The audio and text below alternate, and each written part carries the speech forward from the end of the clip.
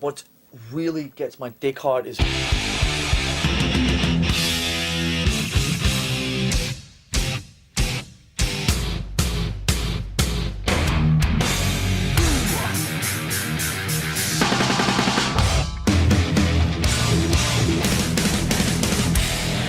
So fucking what?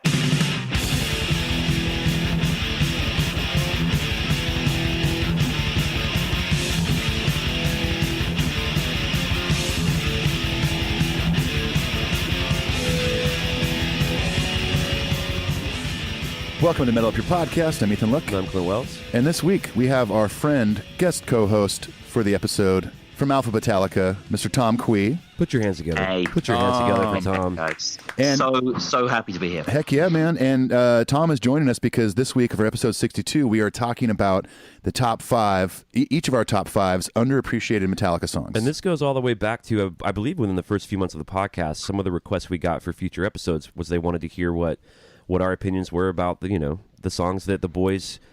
Either the boys don't appreciate or maybe the fans don't appreciate. They don't get love. They don't get played live. Yeah, they don't get talked about. It could be one side or the other. And I think this is a lot different than like when we did our deep cuts list. Right. This because I think there could be a song that isn't really a deep cut but is underappreciated or vice versa.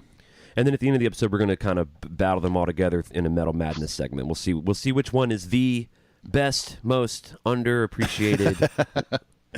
Something like that. All right, let's get this housekeeping shit out of the way. We have this iTunes contest. We give away stuff every month to people who leave us positive reviews on iTunes. You guys make me feel so bad, by the way. You guys are so professional. You give away gifts. You have cover EPs. It's like, well, I'm ashamed right now on my podcast. Well, there can only be two. There can only be two Santa Clauses in the Metallica podcast world. The cool thing is that for the month of February, we're actually giving out Tom's actual physical address as a gift. Yes. Yeah. You can just show up at his house. Come visit me. Yeah. Come badger me with reload complaints. I love them. We're giving away 10 free downloads of our EP, Cover Our World Black, and Ethan and I made a Metallica covers EP. And it's just for the patrons, which we'll get to that later, but we decided to give out 10 of these downloads. We want people to hear it. It's cool. Yeah, for sure. The Patreon, like I said, we have a little thing later. We'll explain it. But one thing we do is we mention the names of our new patrons. We've got a bunch of new ones this week, too. We got 11 this week. Here they are, and thank you guys so much for donating to the show. Zachary Tyler Carpenter, John Cartmel, Sarah Cleveland, Patrick Otto, Gerard Neenan, Simon Andrews, Ulysses Finnegan, Colton Brazier, Dave81, Sasha Brinkman, who increased his pledge, and Chris Nace. Thank you, guys. So thanks so much. We really appreciate you guys getting on the ride with us at that level. It helps the show grow in quality and content. I haven't got 11 patrons total, so you're just rubbing the salt in now. Well, Tom, speaking of patron, mention yours so our listeners can check it out. Yeah.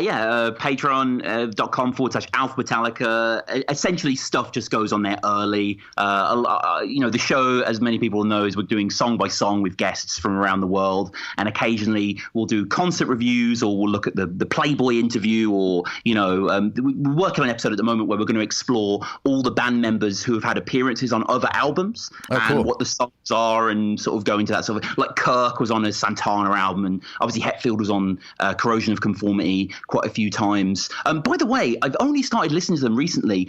Clean My Wounds. What a fucking song that is. Love that song. I just started listening to them also. I just have the one record that has Manor Ash on it, which I think is called Wise Blood. Someone corrected me. I called it Deliverance. Yeah, I think so.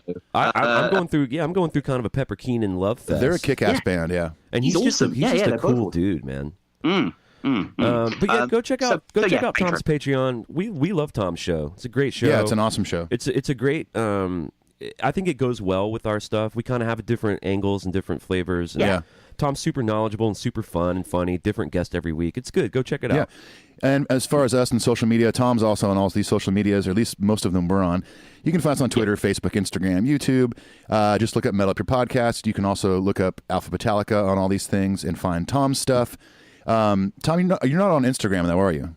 Yeah, he is. Not at the moment, no. I am personally at Tom Kwei Poet. I haven't done poetry in like 5 years. I need to change that. But yeah, if you want to follow me there, occasionally is Metallica stuff, but not really, not as dedicated, guys, yeah. And then, of course, the easiest way to get a hold of me and Clint is to email us metalupyourpodcastshow@gmail.com. Go check out metalupyourpodcast.com, our new website. We got a lot of cool stuff happening over there. You can get merchandise and all that good stuff. So, all right, let's get into the emails. Let's do it.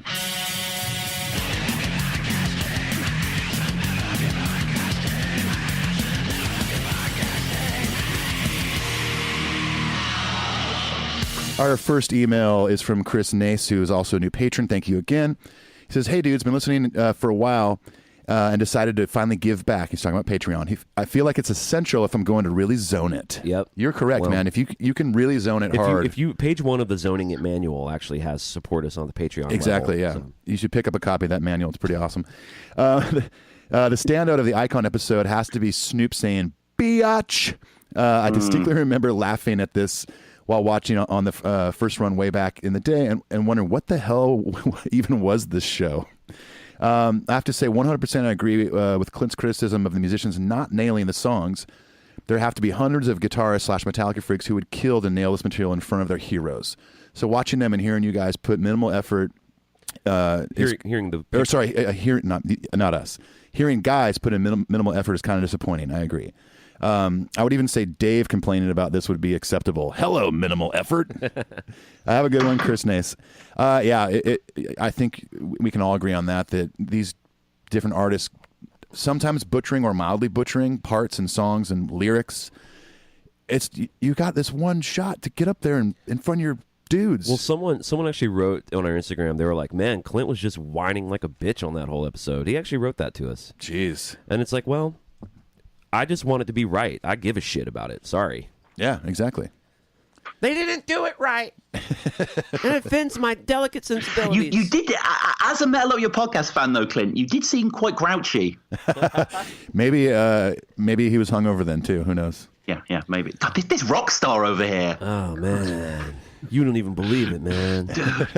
All right. Too much Sam Harris. I got to say this about Chris Nace, too. He has a podcast called Bacon and Nace that I dip into occasionally. It's cool stuff. Awesome. He's a funny cat. So thanks, Chris. Our next email from Dave and Meg. Hey, guys, I had to laugh at the tangent you went on concerning the Hellraiser series. Did we do a tangent on that? A little bit, yeah. You kind of drove that. Yeah. He says, strange as it may seem, I saw the first movie in a theater on a first date. Odd choice, but I think it was the best choice at the time. Believe it or not, I ended up marrying her in 1992. I was thinking maybe a fun tangent would be odd date movies you might have seen over the years. Keep up the good work and best of luck in all y'all's musical careers. Kurt. All right, let's go around the horn here. Weirdest date movie. Tom, you got one? Yeah, my first kiss when I was 14 was with a girl name? called... she was called Tessa. She was a lovely girl, and we saw Ice Age 2.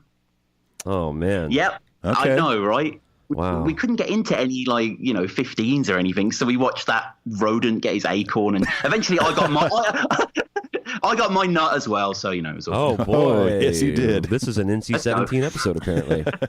What about you, Ethan? I honestly, off the top of my head, can't think of like a random movie to seen while on a date. When I would, when dated girls before I was married and stuff, I think I would just like try to pick something that I knew that person would like. The one movie I was trying to take my wife on a date on, it wouldn't really been a date, but ever go see with me, and she refused, so I went by myself, was Freddy vs. Jason. Wow. Not the best one. Not the best one. Well, I was by myself, so she didn't go. When I was 13, I took my girlfriend at the time, our parents dropped us off, Event Horizon. Oh. And the girl was so freaked out that she sat backwards in her chair and refused to even look at the screen for 90 minutes. And knowing me, I was fucking loving it. That's when She could have just left. it's basically this sci-fi space horror film. Yeah. So, Wow. Yep. Who knows what that? What? You ever think about what's that girl doing? I don't have Facebook, so I can't. See, sometimes I can look on Facebook and see certain things. I think that's too weird. That's too weird to be able to do. I don't like seek out, I don't sit there and think of all my ex-girlfriends go, let's see what's up. But some I just am friends with now. Sure. So I know what they're doing, or I'll hear from another friend did you hear so-and-so has 10 kids now? And I'm like, whew, thank God. Well, that was a good question. Thanks, Kurt. Thank you, Kurt. Next one is from Anthony Cortez. Hey, guys, been a while since I've written in, but I just wanted to say congrats on your success so far. I'm a big fan. I'm stoked to hear about your shows coming up with members of Metallica production crew. That is something that's going to happen soon. I've been watching some YouTube videos of the boys over in Europe. For all us non-musicians, do you think you could explain why the band downtunes to help James's voice? I'd love to hear you guys explain this and why it's important for James. Congrats again on your success so far. You guys deserve it. I always look forward to hearing new episodes every Monday. With love and respect from San Antonio, Texas, New Jersey, Anthony. I think you kind of answered the question yourself, man. it is to help James's voice. I mean, it's to help his voice last for a whole 2-hour show. It's about its stamina, yeah. Stamina, and the older you get, your range can get shorter. I know, like even like Bono, they downtune whole key. I mean, they changed like the Sunday Bloody Sunday is like completely different. Right. Yeah. They didn't just take it down half step. They refigured the whole thing. Yeah. And I mean, for me as a musician and a fan of a band like Metallica, I appreciate it because I don't want to hear James up there struggling. Now, James, I think his range is still pretty high. I think now that he, over the years, after messing up his voice during So What, he's learned how to sing properly. He warms up, warms down after shows. And to me, I think it's.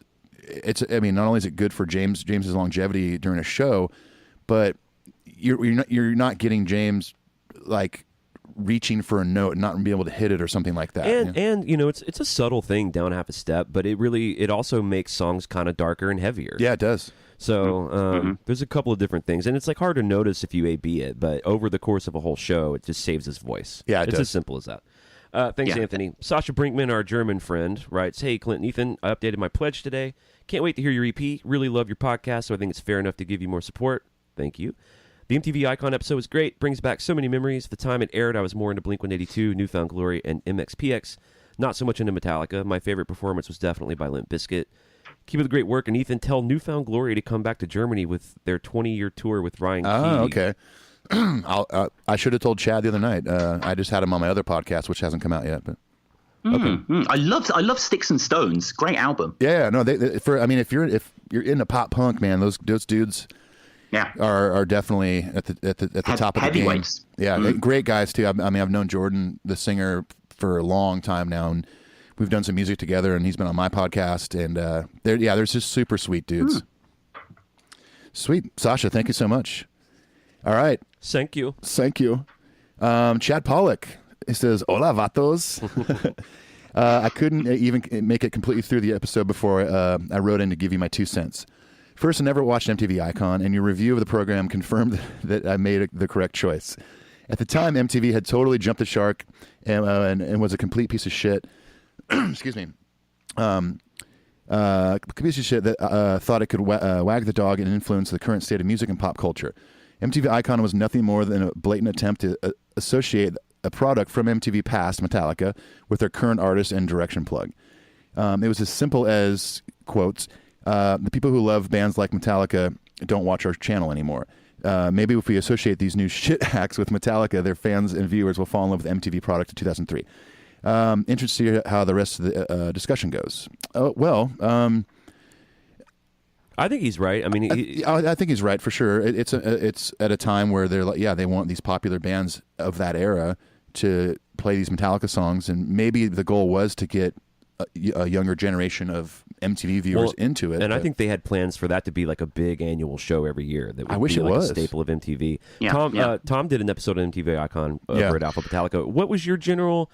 I remember listening to the episode. That was an older episode for you, right? A long time ago, yeah. What was your general? What is your general thought about it? I didn't mind it. Yeah, I think the performances weren't great. I agree with you. They should have been a bit more fastidious, a little bit more accurate. I loved it as a time capsule of like early 2000 culture. And I love that the guy from Puddle of Mud presented an award, and Wes Lisa Marie, Wes Scanlon, It didn't make any sense to me. And the fact that Lars called Korn their peers was a bit befuddling to me. But I think me and Dave, my co-host, are a bit more generous than you guys were, and I appreciated seeing these songs in a different guise. But it should have been better. And the next MTV Icon, if they bring it back, it needs to be about Boston, which is that's a callback joke. So you got to listen to Alphabetallica to get that joke. Exactly. But seriously, it was okay. I like to watch it, and I thought the documentary in between, even though I'd heard the story a million times, was very well made. I agree. Yeah, I like that stuff a lot. We didn't really talk about that, but yeah, that part was good. Yeah, there's some great stuff in there. We should mention that currently today, as of today, Ethan and I are the guests on the new Alphabetallica episode where we talk about Inner Sandman. Yeah, and a bit of Boston. I'm sure some of you have already heard it. I'm sure some of you are going to hear it later. Tom did amazingly confide in us that he's going through a Boston phase. Yeah. Boston, yeah. One member fan club.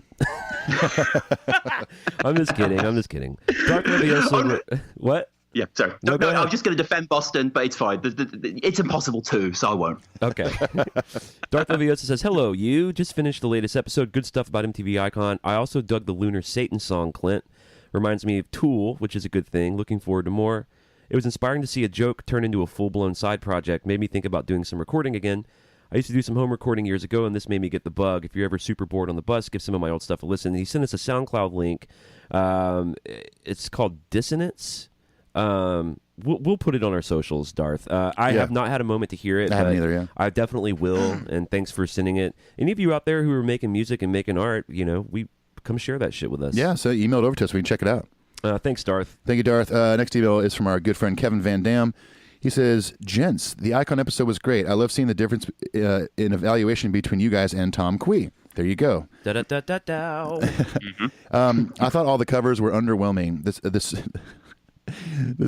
Snoop perpetrating an especially heinous rendition. If you want to hear a band that puts in the effort and sounds great, look up Scream Inc. on YouTube. I don't know what that is. Is that like a Metallica cover band or something? I don't know. I haven't looked it Not up sure. yet. We'll look it up shortly. Also, as a veteran myself, I do not enjoy military members being used as props. I didn't like it in this case. I didn't like it when the NFL did so, and I don't like it in general. I find it cheap, disingenuous, patronizing, and more than slightly embarrassing for the military itself. Keep up the great work. I'm digging the EP, and the Lunar Satan is now in rotation as well. The amount of work you guys put into this thing is immense, and hopefully the feedback you get from the fans is equally as immense as it makes it worthwhile. Yeah, it does. Emails like that do. Yeah, thanks, Kevin. And I should say, shout out Kevin. He's coming on the show in 2 weeks, I think, to do Eye the Beholder. Oh, so cool. really Great. looking forward to that. That's Yeah, should be awesome. good. No, Kevin's great. He hung out with us at our Metal Up Your Podcast anniversary party. Real And- sweet dude, real smart cat. And He's the dude that loaned us the 3 box sets Yeah. so we could do episodes on them. Yeah. They're currently in my awesome. house right now. that's cool, man. I'm looking forward to hearing that. Eye of the Beholder. That's a good one. Yeah, it's a great song. Yeah, and I should say many things I'm very jealous of Metal Up Your Podcast, not least because you did the party. I'd love to do one in London. So if anyone wants to do a sort of Metallica get-together thing, we can do it. You should, man. We as had good a as the great Yanks. time. Come on. You should Yeah, definitely do it, Tom. Yeah, I mean, Yeah. I'm sure you could reach out to the fan. What's the fan club over there? The UK Torn. UK Torn, I think. UK Talk. Okay, yeah, I need to make inroads to those chapter members. 'Cause Yeah, they'd be dude, good to I do would- the show as well, yeah. we did an episode with Simon, or not Simon, Wayne Summers. I don't know why I said Simon. Simon. Well, hello, my name is Simon. Wayne Summers, we're going to do a future episode, and he's actually the dude who returned the Master of Puppets backdrop to the boys. Yeah, he lives in London too. And he's the head of the chapter, so we'll get you hooked up with Wayne. Yeah, when we sounds sign good. off. Sounds good. Yeah, it really is a good time. I mean, anybody that saw us post about it on socials or who was actually there, we didn't really know what to expect. We had the bar packed out. It was so fun. We did like Metallica trivia, name that riff. You should definitely do something like that in London, man. Okay, our last email is from our friend Patrick from Sweden. Sweden. He says, good evening, it's Patrick from Sweden. Hello. I'm still listening to every episode and loving it. Want to say first that I just decided to become a patron. Should have done that a while ago, but yeah, I'm lazy. Don't be lazy. Don't be lazy, man. Don't be lazy, man. He says, because you really deserve it. Podcast is without kissing any ass fucking awesome. And it feels cool to become a bigger part of it. When you talked about Lunar Satan on the Garage Inc. episode and now dropped that song, I had to become a patron. Clint, that song really was great. Again, not kissing ass, but I loved it. So I'm stoked for that album. I would totally go to a Lunar Satan show and buy a Lunar Satan album. Well, the Lunar Satan album will be done by summer. I've got some bitchin' titles. 666 in Reverse. Set the Witch on Fire Again. Again, yeah. Ice Demons and so on and so forth. Vitiate the Scabbard. That's one I wrote down. I love this. Okay, he says, when you did your top 10 cover songs episode, it made me very happy that Clint had When a Blind Man Cries so high on his list because I love that song. It's in my top 3 Metallica cover songs. What do you think about When a Blind Man Cries, Tom? Yeah, I enjoy it. I think it's a pretty faithful, interesting rendition, and it's always good to see them flex their wings. What are some of your favorite, just off the top of your head, what's some of your favorite Metallica covers? I really like Die Die My Darling. Mm-hmm. I think that's a fantastic cover. I like the Prince. I like the Merciful Fate cover as well. I'm trying to think of someone off the top of my head. Am I Evil, of course, yeah. is one that I really enjoyed. That was great to see in Birmingham as well, which I think they played because Diamond Head are from Stourbridge nearby, so it kind of made sense to tie that in. But yeah, those are the ones that I enjoy. That I can just think of right Awesome. He says, thanks for all the episodes and all the shit you do for the fans. Thank you, Clint, for Lunar Satan, and all the love you give for the loads and making people understand how fucking amazing those albums are. You always describe how I feel about them, and also going to be checking out the EP. Take care and keep up the good work. Peace from Patrick Otto in Uddevalla, Sweden. Uddevalla, Sweden. Well, thank you from Uddevalla. I love Swedish fans. I love Dishwalla. Dishwalla. Remember Dishwalla? Oh, yeah. Well, that's the emails. Let's get out of here. Let's do it.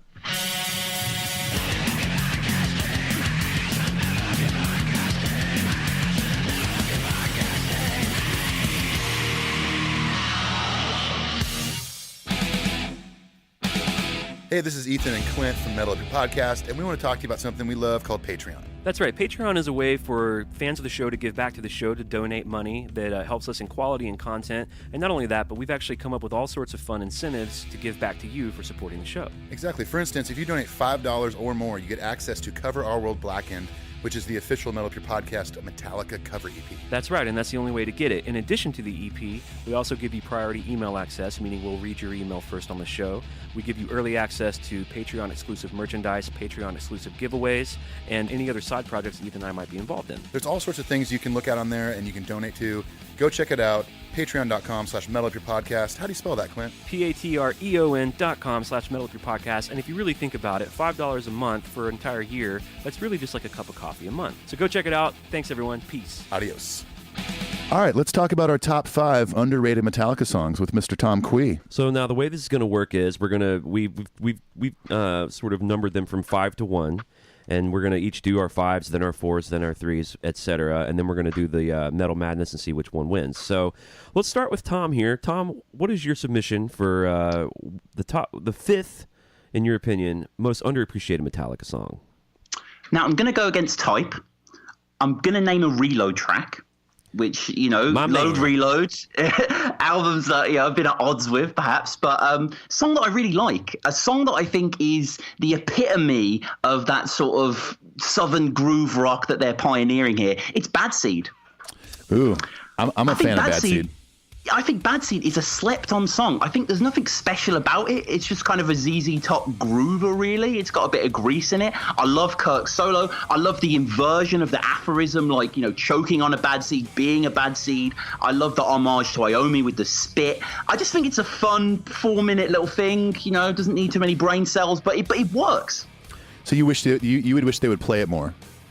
Yeah, I mean, because they opened a lot of the Reload tours or jamming on it. Yeah. But I think in a live setting it would work well. So in the middle of the set, It is a good solo too. It's one of the more interesting solos on Reload. I would say. For sure. Yeah, the Sabbath callback is the cough at the front is from Sweet Leaf. Yeah, which is on Master of Reality, I believe. The cough is cool. I agree. I mean, everyone knows my fucking thoughts about Reload, but I've always loved Bad Seed. I think it's a bitchin' riff. It's got a lot of swagger. It's super fun. It sounds great cranked. I know. I actually think the lyric is interesting. I like the swing the noose again, pierce the apple skin. Yeah. Bit off more than you need. You're choking on a bad seed. I think that's clever. Those are good cool, lyrics. Yeah. Yeah. Thematically, and James goes into that sort of carnival Tom Waits ringleader section in the middle. I was going to ask this. I was listening to it today on Cans, and is that James doing the carnival barker thing? It doesn't sound like James. Yeah, maybe it's not James, but maybe it's Tom Waits. There is actually a picture. And now the man who tells the truth. It does not sound like Tom Waits. Let me just throw a shameless plug in here. Sorry to all your millions of listeners. If you're into Tom Waits, my first podcast was a Tom Waits podcast called Down in the Hole. So if you're into Tom Waits' music, definitely check that out. Continue. It's another thing I like about you, Tom, and I think you're cut from the same cloth as Ethan and I here. Is like you have a lot of diverse interests in music. Yeah. Oh, and this leads me to this. I've been wanting to ask you this. What is this battle rap shit you do? Are you a rapper? I have rapped in the past, yeah. And this is like totally improvised, like you like no. In 8 Mile, you go and it's So I do a podcast called Battle Rap Resume, which is all about the world of battle rap all around the world. But yeah, battle rap is written for the most part. You know who your opponent is weeks, months beforehand, and it's basically creative writing. You're trying to outfox them linguistically, come up with name flips, puns, and I'd like to send you guys a few battles because there are some really cerebral, interesting guys that have some fantastic writing there. Yeah. But yeah, if anyone listening, if King of the Dart or Don't Flop, if those words mean anything to anyone, check out Battle Rap Resume as well. But I want to hear your battle rap, and maybe we can insert it here in the episode. Yo, Nader, there's a distinct difference between you and me. I'm a lover and you're a fighter. So whilst you're out and about being a wannabe G, I'm in your mom's bed sleeping where your dad should be. Because the recession hit your family hard, but my erection hit her harder. Yes! I got to jizz in her eye for £1 a time and I demanded change from that fiver. Because this LAD has AIDs and no idea. I mean, you can't predict my bag of tricks. I got that flow deadly like the river Styx. I'll leave your blood streaming like it's Netflix. I'll grab your bitch and put her lips to my six. By the time I'm done, it'll look like she's licked out a whole bowl of cake mix. Because I'm getting...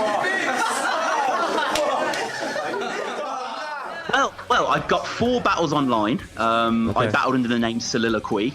So yeah, just search that and you can find that online. All right. And a horrible tasting of bittersweet medicine basically happened over the last few weeks where I do a podcast about it. I interview people from around the world who battle it. I became semi-famous as a sort of figure in the scene. I battled early on, but I'm more of a pundit. Anyway, I called out a big battler. We had a battle. He bodied me. So that's going to be out in 2 weeks. I'll send you the clip. Getting all gangster in England over there. I know, dude. It was nice strapped to his fucking thigh, in Brixton. dude. Yeah. So amazing. But Bad Seed. I like Bad Seed. Yeah, I'm with you. All right, Ethan, you're number 5. My number 5, also from the Load Reload era, would be Attitude. Love it. It's one of my favorite songs off those records, and it really doesn't get any love. No, I mean, I don't think they've ever played it live. I love that opening riff, and I think it's heavy. I think it's at a good tempo where I think live it would get the crowd going. I dig it. I wish they would play it. Someone wrote in once and said that they sort of likened it to like them it's kind of their Motorhead homage for, like it's that sort of flavor. Right, yeah. I've got Bad Seed in my head right now. Can someone sing the riff or something so I can get it's like, wow, na na na na na. Born into Attitude. Born into Attitude. Yeah. What is that? I love that pre-chorus. It goes halftime. What does he say? Damn it. Bad Metallica host. That's the weird thing about when we do episodes like this. You're talking about so many songs and so many details that when you try to think of specifics of a song, you just brain fart. Well, it's when he's talking about like a hunger, isn't it? A hunger I eat. Oh yeah. That's right. Yeah. I mean, this is gonna sound fucking cheesy. I think the song has a lot of attitude. It does. No, it really does. It's one of the highlights of the Load Reload era for me. Yeah, and you're that's kind of your speed too. I can see you really digging that one. Yeah, exactly. Mm-hmm. It wouldn't make one of my favorites on Reload, but again, I think Reload is flawless. It's my 3rd favorite Metallica record, so I love it. All right. What's your number 5, Clint? Let me pull it up here. My number 5, I went Where the Wild Things Are. Ooh. Another Reload song. Wow, Are we okay. 3 for 3 on Reload? Yeah. Wow. Yeah, we are. Jason's last co-write in the band. Yeah. There's some really strange chord choices, chord progressions. The lyric is super creepy. James sings it great. They've never really done anything quite like that since then. It's a really unique sounding song. I'm not a huge fan of this song. Yeah. It's kind of a track skipper for me, I think. What are your thoughts on this one, Tom? Yeah, it's a bit of a skipper for me as well. I think, like a lot of Reload, it's just a bit too long. It languishes in uninteresting territory, personally for me. But I get what you're saying. It's definitely one of the more obscure sounding songs sonically. Well, it's got I think they did this. I think this was maybe like a happy accident on the recording, but the 3rd verse, where he's doing this sort of talking over it and he's singing it. It sounds real Alice in Chainsy. But it's like they slowed his vocal down, so it's not really sitting in the pocket, and it's just really kind of jarring and creepy. It's kind of creepy, yeah. I mean, I will say about this song, I do love how adventurous they got with putting a song like this on the record and doing weird crap like Absolutely. that. I think this is the song that they're thinking of at the time when they were doing interviews, where they would talk about Reload's a little more experimental than Load. I think it's songs like this that they're talking about. I agree, yeah. And I think the lyrics cool, man. All children touch the sun, burn fingers one by one. Does heaven know you're here? Did they come to bring you smiles or tears? He actually got that lyric, all children touch the sun, burn hands one by one, tattooed on his ribcage. Oh, that's awesome. Wow. So, The song obviously means something to James. I wish they'd fucking give it a shot. And Yeah, play for it. sure. All right, Tom, number 4. Again, touching a bit of a sore spot here, but I genuinely do think this is a great song. I think this is a hella underrated song. I don't know if I'm allowed to say hella as someone from Oxford, but it's a hella underrated song. It's Saint Anger. Man, The song Saint Anger. Oh gosh, how do I say this? I really do. Obviously, we know production issues aside. Yeah. Saint Anger is probably my favorite song on said record. No way. More than Dirty Window? I think so, man. I really do like that song. That, Frantic, and Dirty Window would be my 3 favorites on that record. And you know what? As much as we've dogged the record Saint Anger, man, I wouldn't mind seeing that in the set. Yeah, I wouldn't mind. I'll say this: I wouldn't mind seeing any Saint Anger song in the set. I'm down to check that out. Sweet Amber. I think it would be just interesting. I would like to hear at least one of those 3, but Saint Anger especially. I mean, it's they got cool thrashy parts. It's just super repetitive. Like, you talk about repetition on Reload. He just every section. He just sings the same thing over and over. Or play a cut back version live. I do like the mellow part. Saint Anger. Yeah. It's the flush it out part. The flush it out. Maybe they I could flush can't that part defend out. that. With Kirk's Yeah, I can't- Cookie Monster flush it out. Yeah. I can't defend it. Yeah, I mean, I love the fast part, the chorus. I think it's so good. Like, Madly in Anger with You part. I think James sounds so just pissed. And He sounds angry. he does, yeah. He is the patron saint of anger. It's for me. It is that section. It's the section starting "fuck it all" and "no regrets." Yeah. There's just a sense of abandon, of wantonness about it, and it just sounds heavy as fuck. And I love the variations in the melody that is going for. And there's a lot of different things going on. I love the intro riff as well. I think the intro riff just has like an extra open note or two, so it always keeps you a little bit off kilter. You don't quite know where you are with it, and then when it all comes crashing in, I don't mind the snare. Both of our podcasts have mentioned it to a millionth degree, but it's personally not. I think it helps to go back to Tom Waits. I think it's like Bone Machine Mule Variations. It helps that it's kind of garbage instruments for this very caustic lyric. I think the garbage instruments analogy. They are garbage. I think that those sounds I think were great for the intro, but once it kicked in, I feel like You're talking about the the intro. Which is well, in this, the drum leads you in, doesn't it? When the riff stops and then the riff comes in, which is quite an odd thing to do. And it definitely. Oh, that's right. You were singing. What is that? That's later on the record. What song is that? That Dirty Window? That's Dirty Window. That's Dirty Yeah, Window. that's Dirty Oh, Window. yeah, Yeah. never mind. Good God. But yeah, I mean, I just. I don't know. I'm agreeing with you. I think it is an underappreciated song, and I would like to see them pull that out. I mean, not to get all detailed here about what underappreciated means, but it won a Grammy. It was one of the ones they played live. Is it underappreciated? Yeah, it's been played 173 times live as well. So not a ton. I'm stretching the definition, but it gets hate unwarranted, I feel. Yeah. Yeah, I feel like they've just in recent years have kind of just put a blanket over Saint Anger and ignored it and Put a wet blanket on it. I really hope, though, in 2023, 20 years after, they play Saint Anger backwards on the Orion Festival. I hope we get the hardcover exploring the making of. Obviously, we've kind of got some kind of monster anyway. But obviously, when I was first on the show, we did the Metallica, we did the Master of Puppets Back to the Front. Yeah. And I think they're doing that. Do you think they're going to cover Saint Anger when they do that? I hope so. Yeah. They have to. I mean, I think they're going to go through and do it with all the records. Yeah. But what's it going to be 30 years after? Because all of them are the 30th I guess anniversary. 30's the mark. Yeah. 30 is the mark. So will Metallica be alive to do it? Oh, no. Oh my God! Yeah, you're right. I mean, that would put. That would put which James 54 years They're old. in their mid-50s, yeah. He would be in his 80s. Well, no, I'm probably 70s because it's already been 15 years since that record came out. Yeah. I don't like to do math on these podcasts. Let's put a no math rule on there. All right, Ethan, your number 4? My number 4 is Trapped Under Ice. Yeah. It's one of my favorites off of Lightning.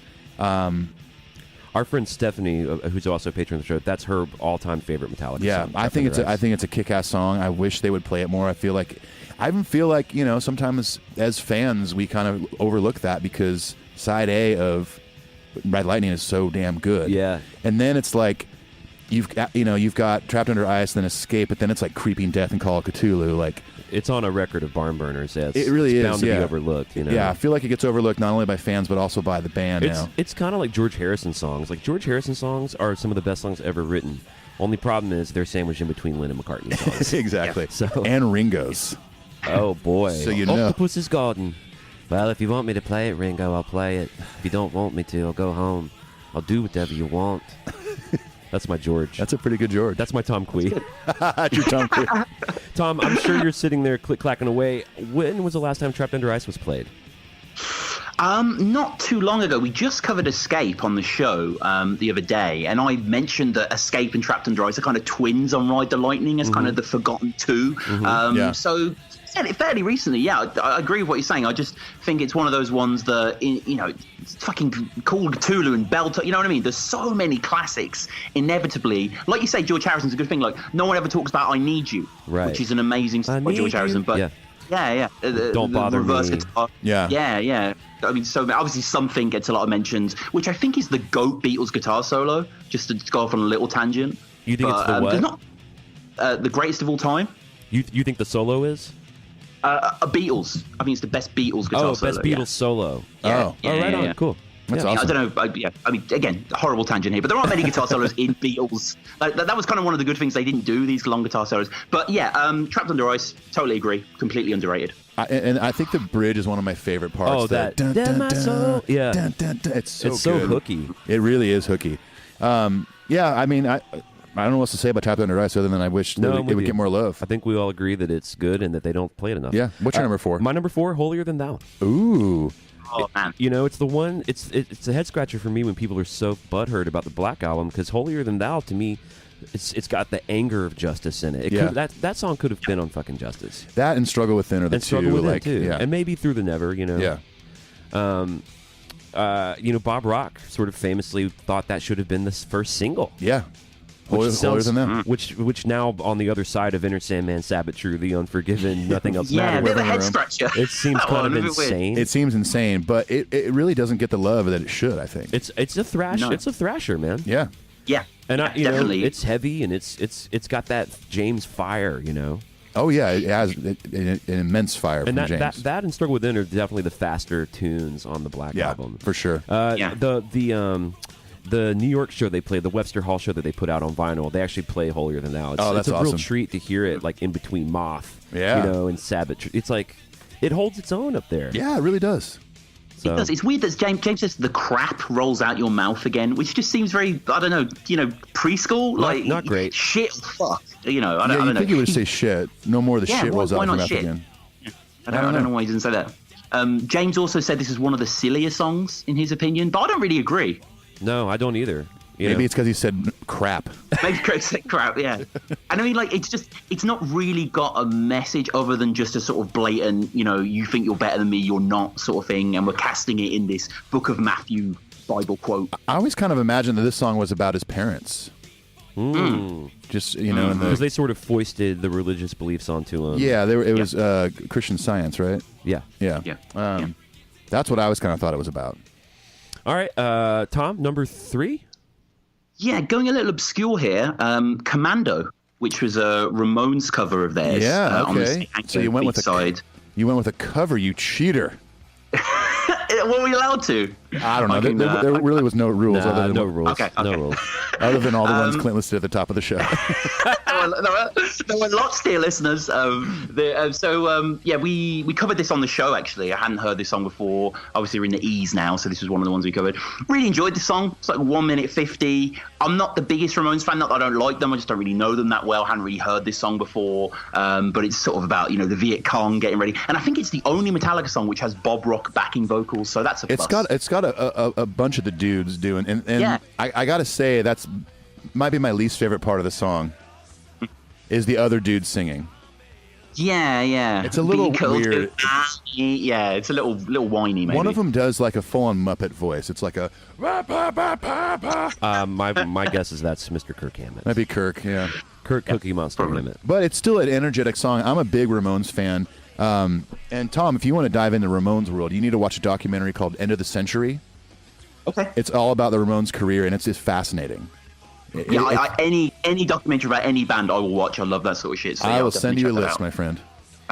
Thank you, please do. The only thing notable kind of about that Commando in that time is like when James came back from rehab, this little handful of Ramones covers was kind of the first thing they did together, right? Yeah, after rehab. Is that right, Tom? Right. That is right, yeah. So there was this and Let's Sniff Some Glue and Cretin Hop and another one, I think 53rd and 3rd, maybe? 53rd, that's the one that ended up on the We're All a Happy Family compilation. That's right, yeah. What I had read about these Ramones covers was that they recorded them, and then because they didn't know which one they wanted to do, so they said, fuck it, we'll just do 5 or 6, and they recorded them and then chose after that. I think 53rd and 3rd is a really cool song. The rest of the ones they recorded, I was kind of like, it's interesting choices. Like, you know, I love Commando. It's a great song. I prefer the Ramones version, but yeah, it is underappreciated. All right, cool. Number 3 for you? Number 3 for me, I'm going to the old Death Magnetic record and going for Cyanide. Cyanide. Oh, come on. I love this song. You know, that was the first song I heard from Death Magnetic. Really? Because they were playing it live on whatever tour whatever they were doing. They debuted it. I mean, they gave the song some love during the Death Magnetic album cycle, Right. But and it's in the Through the Never movie. Right. I just the chorus I love so much, how the guitar line goes with Hetfield's vocals. Oh. Right. It's so good. And it's creepy sounding. And I just love it. I wish the song got more attention. Man, Death Magnetic's not getting a lot of love in general these days. I think recently they've thrown in The Day That Never Comes. Yeah. Which is cool. That's one of my favorites on there. Yeah, sure. But yeah, I mean, Death Magnetic's better than Hardwired. I'm sorry, Hardwired listeners. It is. Whoa. It is. I think. Well, in my opinion, it's underrated. I would agree with that, but it doesn't sound as good as Hardwired. So No, it doesn't. That's drastically different. But yeah, I don't know. I mean, at this point, having spent well over a year with Hardwired, I mean, I might put Hardwired above Death Magnetic in my opinion. Yeah, I'm kind of more excited about Hardwired right now. But if I was kind of going to try to step back, I do think that Death Magnetic is just a crushing record. Oh, it's a crushing record. It's a thrash record. And now imagine if it had production even half as good as Hardwired. We might have even more different thoughts about it's that. the drums and the vocals, man. It's Right, the drums and yeah. the vocals that really kind of bum me out. Yeah. I love that bit in the middle of Cyanide. It was like dum dum dum dum dum dum diddle-diddle-ding, diddle-diddle-ding. Like it's so playful. I love it. There's some great parts in and this I song. like the breakaway bass moments too. Like I like hearing Rob. Right. Yeah. Yeah, you get to hear old Trujillo on his debut album with the Boys, and yeah, it's just I wish that we would get it live more. A little more attention to the song. I mean, and they would get adventurous when they're doing tuner room stuff. It's probably the catchiest song on Death Magnetic. I'd say pretty close. I've already died. It's like got a good hook in that chorus. Yeah, I would say that, or like Judas Kiss has got a good chorus or a good hook, and then why am I blanking? All Nightmare Long. All Nightmare Long. That's Broken Beat and Scarred has a certain poppy element to it. That's true, as well. man. That record is fucking dope. It's a great record. Yeah. Speaking of that, you just mentioned Judas Kiss. My number 3 is the Judas Kiss. It is okay. I think the premise. Judas betrayed Jesus with a kiss and all this. I like the premise of the song. I think he did a good job making it clever, making it interesting. Song about betrayal. Yeah. And I know James brings his own sort of personal religious sensibilities to it. So it takes on kind of that dimension for me too. But that So What Now, Where Go I part, I think is... I know it's just a little thing, but it's one of the most exciting moments on Death Magnetic for me. Yeah. I know. I love this song. I mean, I even love just that kind of chaotic chord they're playing at the beginning. It's great. And of course, Kirk playing that weird space guitar on Quebec Magnetic. Oh, That's what he plays on Judas Kiss. That thing is Tom, you know that guitar? You've seen Quebec Magnetic? I haven't actually seen that. No, Okay. I know you did an episode on it, but I need to watch it. It's a great live performance. It's bitching, but Kirk plays this really weird. We looked it up. Guitar. It was some. It's like a German thing. I don't remember at this point, but I just hope he doesn't play it ever again. But speaking of Kirk, though, I mean, I think on most of Death Magnetic, he kicks ass. Oh yeah.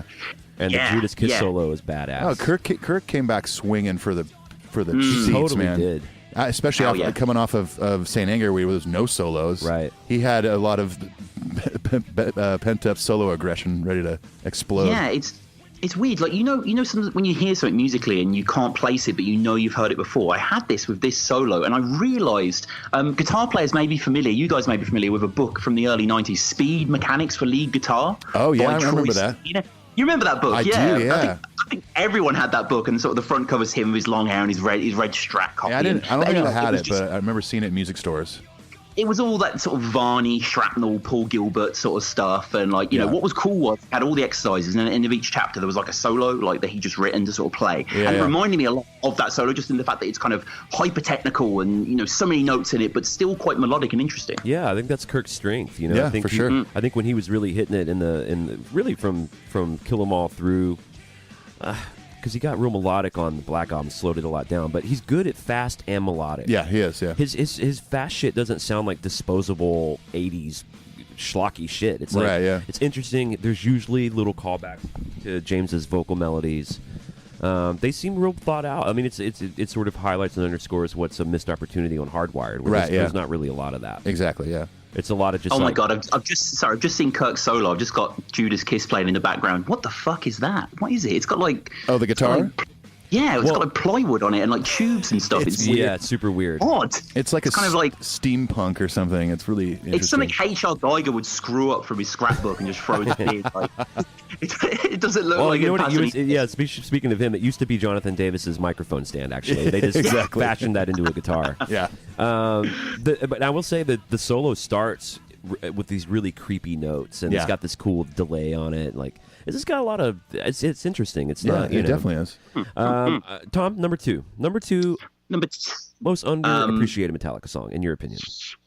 I'm going to continue the Death Magnetic theme, and I'm going to a song we haven't spoken about yet, which is one of my all-time favorite Metallica songs. That was Just Your Life. Oh yeah, love it. It's a great song. Absolutely love this song. I had a love affair with this song recently. I always enjoyed it, but I was sort of in a bit of a Death Magnetic mode. I think when we covered Cyanide on the show, actually, I listened to the album a hell of a lot. No, you did the end of the line recently. We did the end of the line recently with Dan, as well, And there's so much to talk about this song, but I think to touch on another point we were saying about Kirk sort of coming back swinging, I think this solo, after the chains of, say, anger, you can really feel him letting his muscles loose and those huge bends. And I love the way the solo starts as well. It literally starts as if it was 20 seconds in when he's going manic up the high bit of the front, when it just kicks in. And then he's just got those absolutely, I can't believe those dives that he's getting. And just the whole song as well. I love James's inversion on the singing as well when he goes a bit higher on the vocals. And it's one of those riffs that he seems to have plucked fully formed from like 1983 or something. It's just perfect. Oh, that riff, the riff's great. That riff's awesome. And I do like the guitar harmony stuff too. The da-da-da-down, da-da-da-down. Oh, it's great, yeah. Yeah. Oh, wait, sorry. That's the end of... That's David Never Comes. Yeah, sorry, my bad. Yeah. Jeez, podcast over.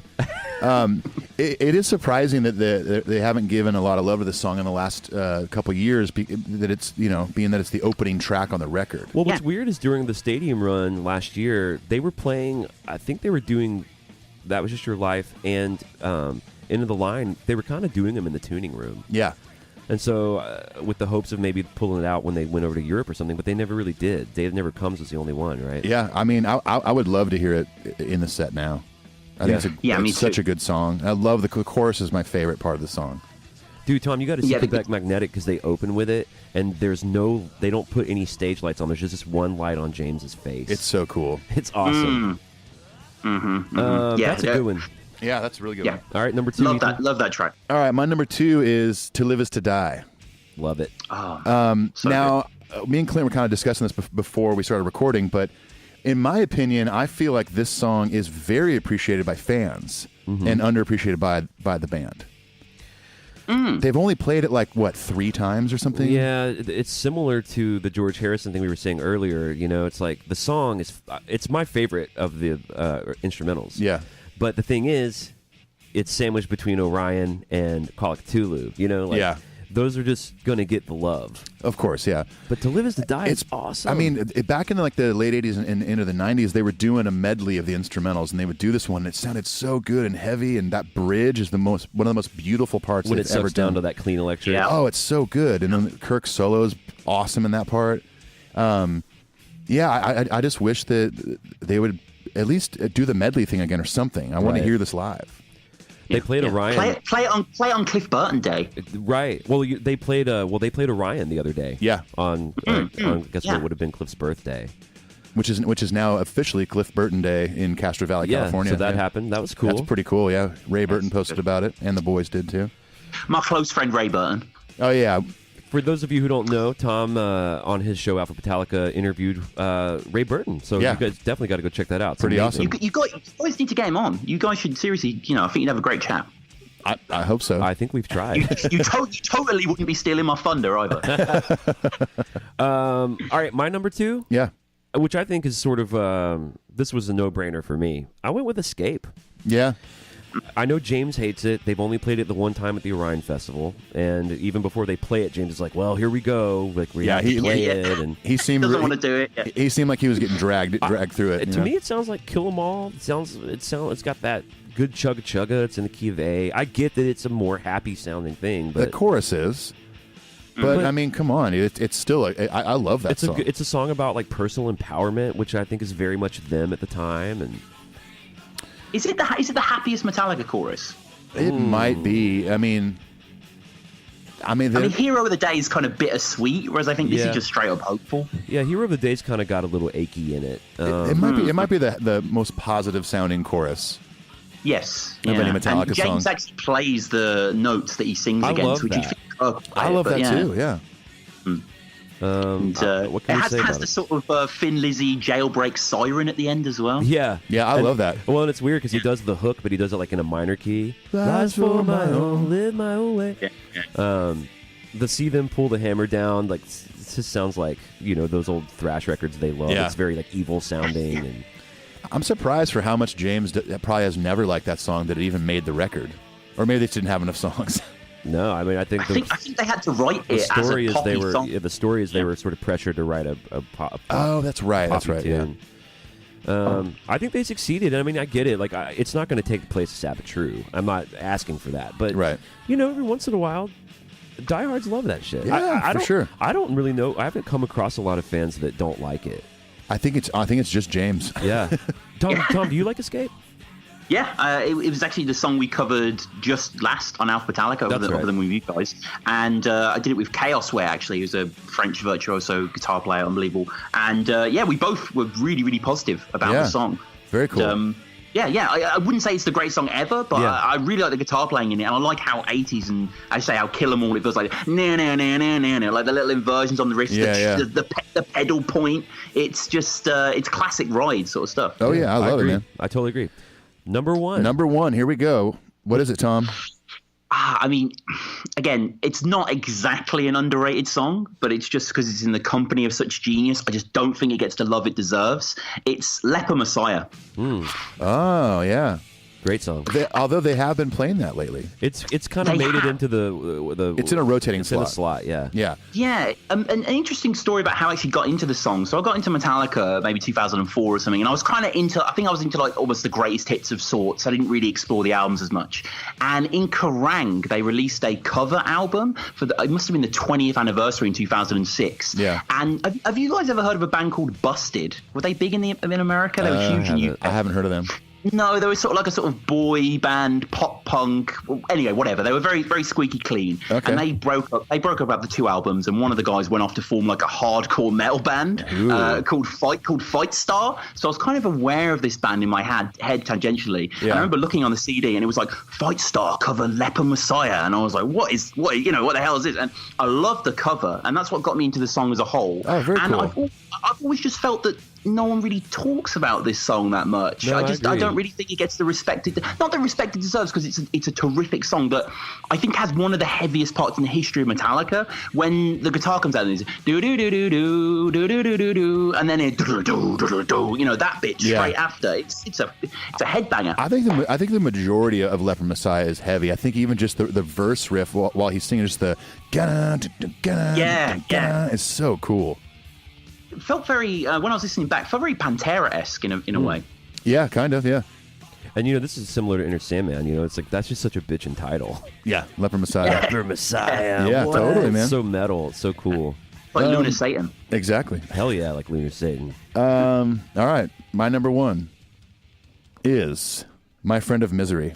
Oh, you love that tune. That is a great song. It's a great song, but guess what it's surrounded by on the Black Album? Hit totally. after hit after hit after hit. I feel the same way about God That Failed. It's like, those songs are so good, but I mean, I remember when they did that Black Album anniversary shows and they played the record in reverse.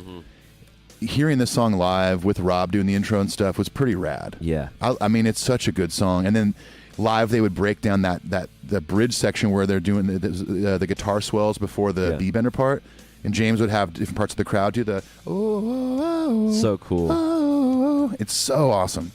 A great solo too. The great guitar harmony in the solo. Oh yeah. I like this. Like Oh, yeah. Yeah, minute, stop. you know. Yeah. Fantastic. This was the song. I think I've talked about this on a really early episode, but this is the song that taught me what a B bender was on a guitar. Right. I had no idea what it was. My dad was like, "Oh, that's a B bender. I've got one." I'm like, "You do?" So that was the first thing I learned on B bender was the bridge to this song. Yeah. What do you think of this song, Tom? I think it's a great choice. I absolutely adore this song. I agree. I think the solo is probably the highlight just because it's very unlike anything Kirk had done before. And the Black Album, it has that sound, which is very expansive but very suffocating at the same time. It's kind of hard to put a finger on. And I think this is a great example of that, especially through the intro. It's a tight album. Like, it's not real loose. Right. Everything's in its right place. Yes. But everything is just optimized sound, you know? Like, Yeah. drums sound great, guitar's great, vocals, layering. It also is another kind of bittersweet kind of Jason moment where you maybe get a little glimpse of what might have been possible had he been allowed to write more. I mean, it's to me one of his best contributions of the few that he had. You know? Dude, that and Blackened? Yeah, come on. Shit. Can't fuck with that. Man. Good Where choice, the wild dude. things are, dude. Yeah, come on. Notice I did, even me picking it for this episode, I did omit that from... You can't fuck with Blackened, My Friend in Misery, or Where the Wild Things Are. It's like, well, you definitely can fuck with that. Yeah. He actually says the word you song swing...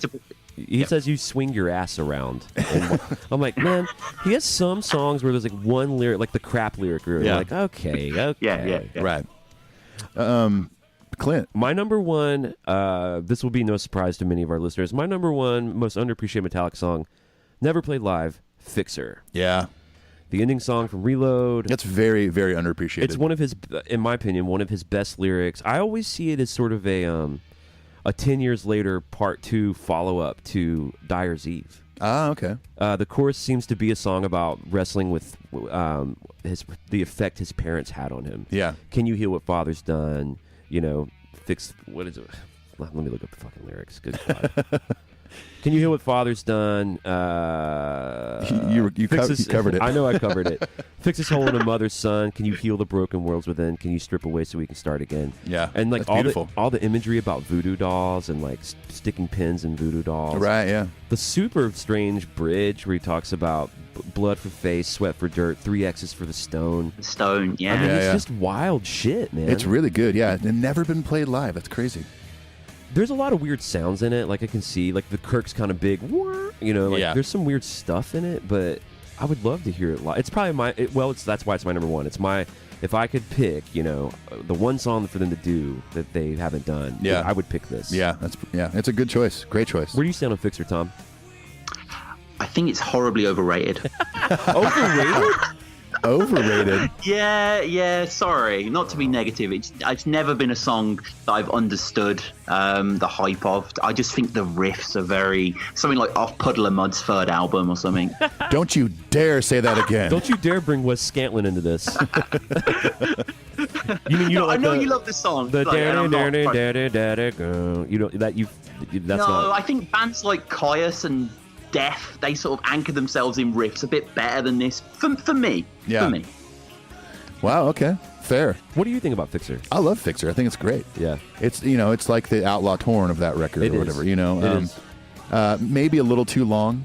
It's long, but I mean it's long. I don't hate it. I don't skip it. I dig it. Your cover of it's great. Yeah. Well, thank you. You're welcome. You're welcome. You're welcome. So there you have it, folks. Did we do it all? Those are our top 5s. 15. Now, of course, write in the metalupyourpodcastshow at gmail.com if we omitted anything or you have a different opinion or whatever. We'd love to hear about it. We'll read it on an upcoming episode. What I've done now is we're gonna do a little segment we like to call Metal Madness. Yep.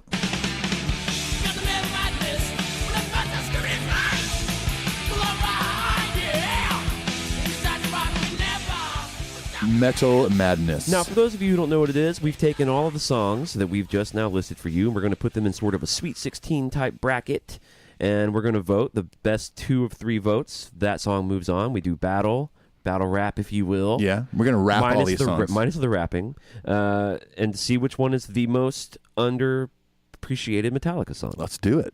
Tom, you good on the rules and how all this shit works? Yeah, I love listening to this game. I've not encountered it before. I think you said it was on some Kiss podcast and it's on other podcasts like that. But, it's on my favorite Kiss podcast, Podcast Rock City. Shout out to Jody and Joe. All right, here's the first round. That Was Just Your Life versus Holier Than Thou.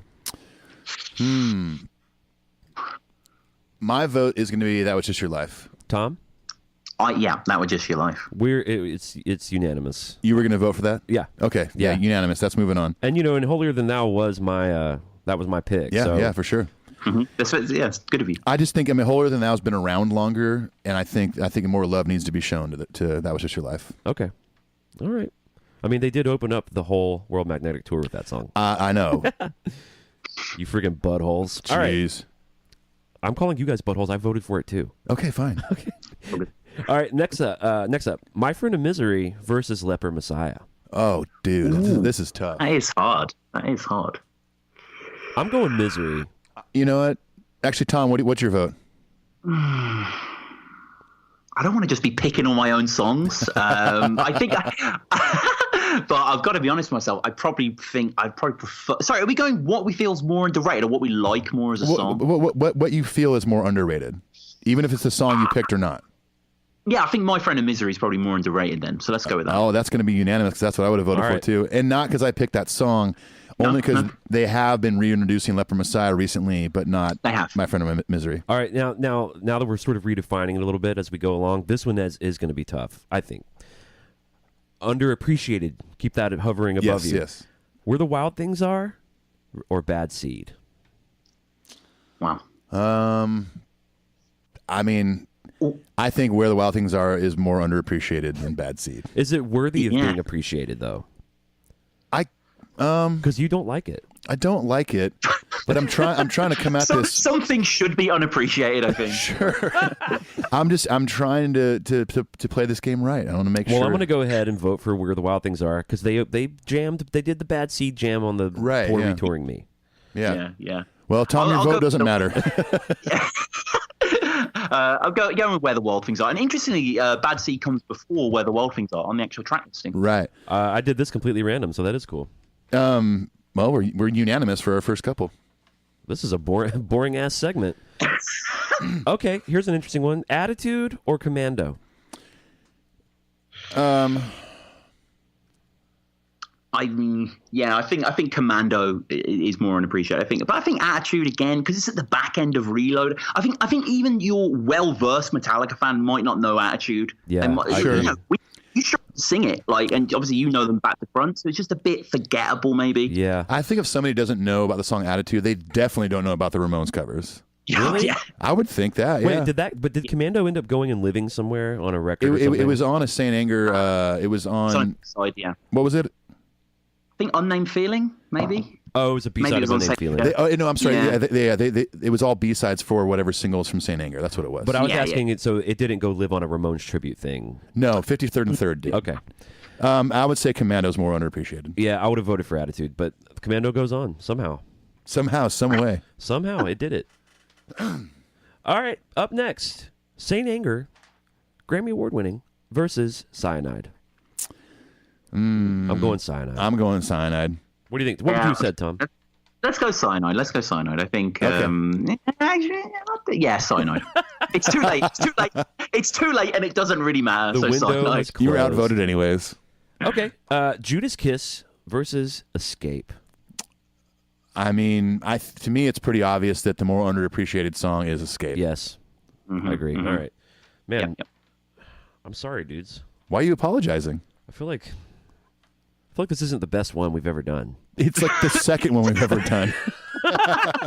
Well, all right. Up next, good God, we got Fixer versus To Live Is To Die.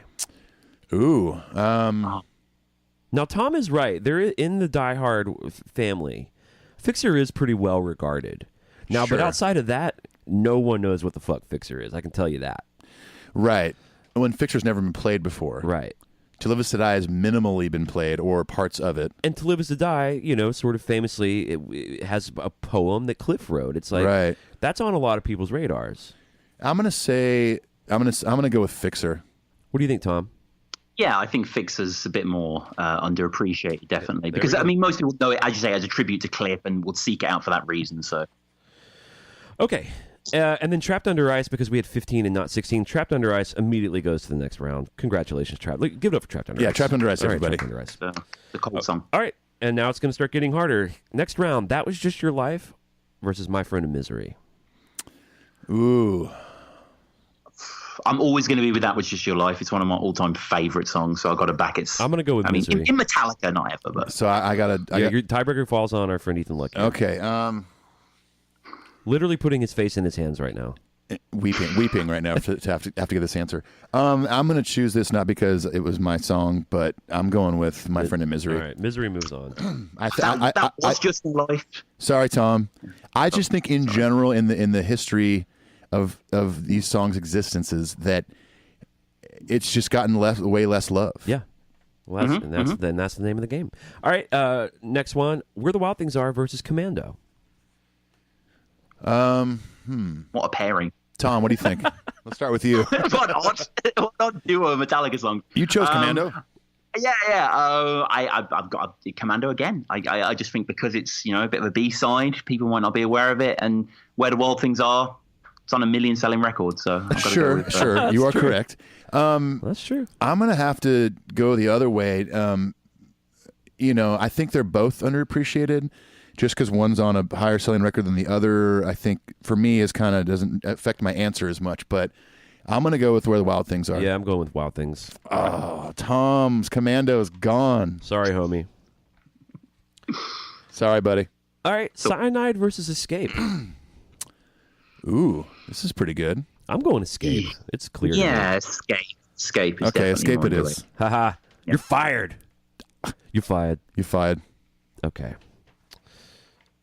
And the last one in this round, Fixer. Oh, this is Fixer versus Trapped Under Ice. Ooh. I'm going Fixer because I want to see Fixer win this motherfucker. They just won't die. Jeez. Well, I mean, you can't deny that it's underappreciated. It is underappreciated. Definitely is. Fixer versus Trapped Under Ice. So one vote for Fixer. What do you think, Tom?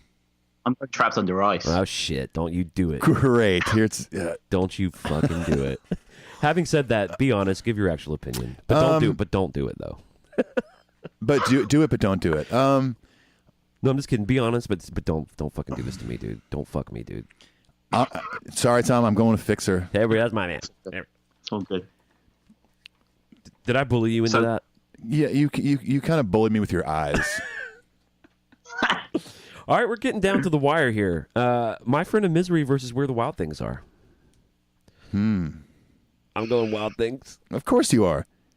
Are you saying that because you feel it's underappreciated or because you like that song? I think it's definitely more underappreciated than My Friend in Misery. You talked yourself about the big show where you had the crowd sing it. I know. Yeah. Don't you have the image of Jason sitting on the riser playing Yeah, it? all definitely. Oh, sad? yes, of course it's I in do. fucking Era, Binge and yeah. Purge. Fine, get rid of it. What do you think, Tom? Yeah. Empirically, it's got to be. It's got to be again. This is the funny thing about a list like this is that chances are whatever the winner is going to be a song that most Metallica fans don't like. Don't really know about. Okay. The last one in this round. Escape versus Fixer. Ooh. One played once, one played 0 times. But that's just one small piece of the criteria. Sure. What do you think, Tom? I think I go with Escape. I think Escape is more underappreciated. I think there's an awareness of Fixer as being this sort of monolith at the end of Reload, but I think Escape's something that will be lost in the miasma of Ride more. I did not see this coming for myself personally. I didn't see these two pitted against each other. Yeah.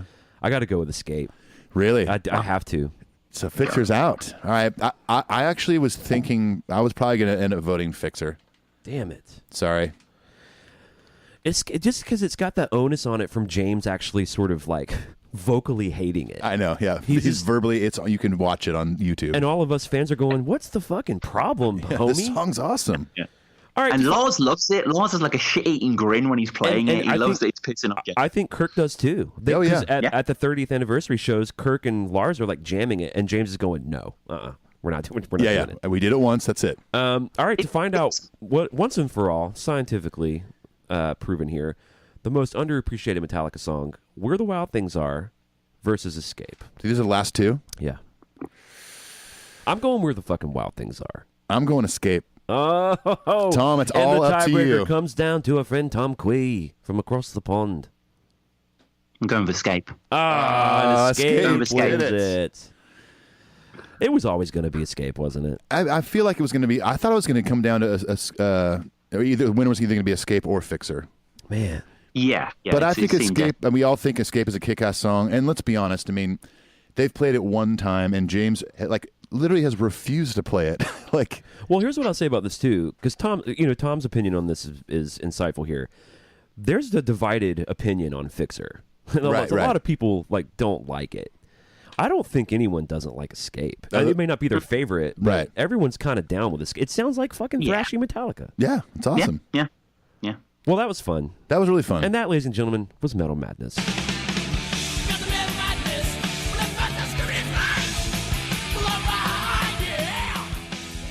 Well, Tom Kwei from Alphabetallica, thank you so much for being a part of another episode.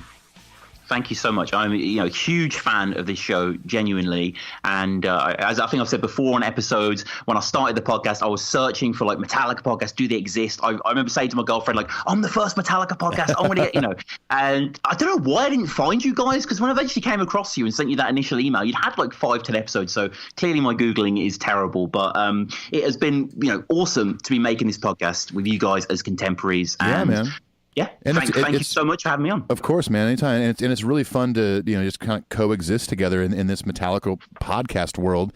Definitely. And it's been cool for us just not only meeting fans of the show, but meeting other people like yourself that are passionate about this same band, and we can do episodes like this and have a good camaraderie going. It's good for everybody. We're just cultivating a community. We're talking about the band. We're giving people a place to go every week to nerd out.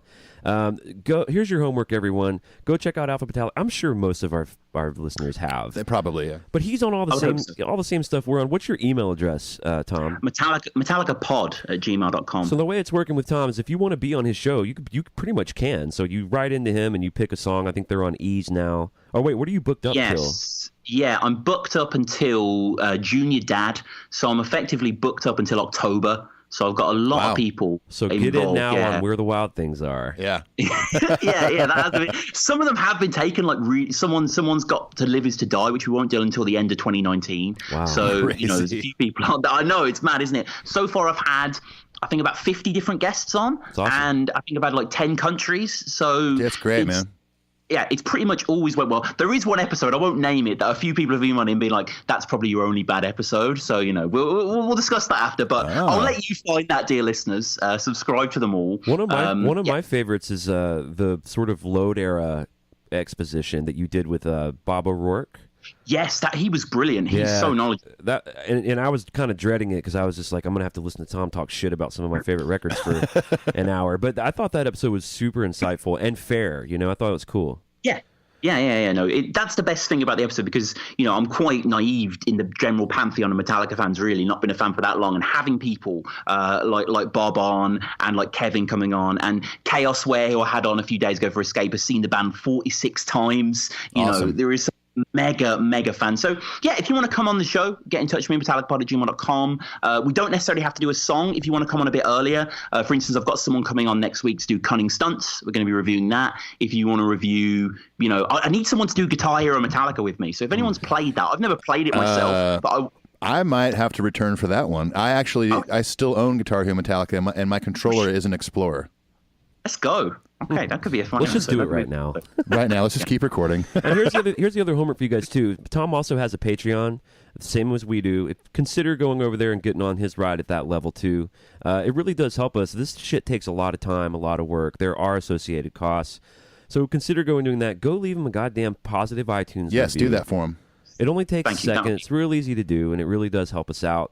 Anything else, Tom? Any parting words? Yeah, I have a few other podcasts I mentioned. Tom Waits one, Down in the Hole's all finished. We went through all of his studio albums, so it wasn't song by song. It was just album by album. I think we did like 23 episodes altogether, all the way from the first Asylum records all the way to the anti stuff and the independent stuff. I also have another podcast called Battle Rap Resume. If you're interested in battle rap, I interview battle rappers from all around the world, go through all their battles and their writing. I also have another podcast that I do occasionally called Watching the Watchmen, where me and my friend are going through Alan Moore and Dave Gibbons, all-time classic graphic novel Watchmen. Very cool. We're going through issue by issue, and people may be aware that there's DC doing a sequel at the moment to Watchmen that isn't approved by Alan Moore called Doomsday Clock. We're trashing that mercilessly every time the issue comes out. It's absolutely awful. It's not very good at all.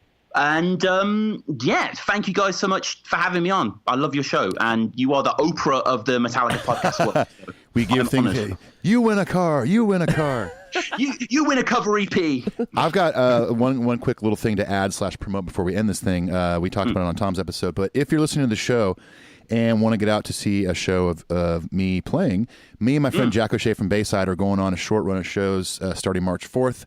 You can go to ethanluck.com to look at the tour dates and all the info and stuff like that. But we're hitting Chattanooga, Lexington, Cincinnati, Chicago, and Champaign, Illinois. So if you're out and about in those cities, you want to come hang, talk Metallica, buy us some beers, let's do it.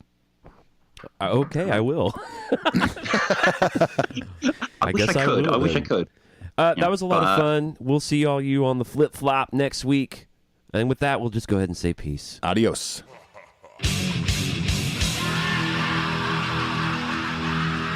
If you were our advisor, what would you say? Then I would say, delete that.